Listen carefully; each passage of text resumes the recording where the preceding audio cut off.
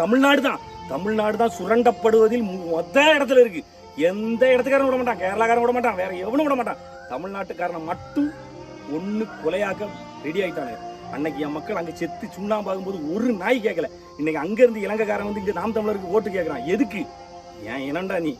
நம்ம சொல்றோம் நீ வேற நாட்டுக்காரன்ல, நீ வேற நாட்டு தமிழன்லாம் சொல்றோம். அவன் சொல்றான் என் இனம், என் தமிழ் இனம், தமிழ் இனத்துக்குன்னு ஒருத்தன் போராடுறான், அவன் ஜெயிச்சிடணும். நாங்க செத்து போயிட்டோம், நாங்க எங்களை அழிச்சிட்டாங்க, உங்களையும் அழிச்சு போடுவாங்க.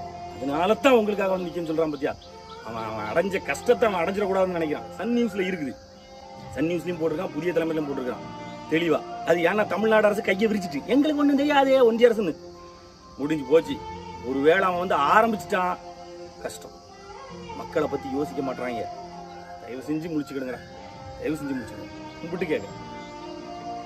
நன்றி.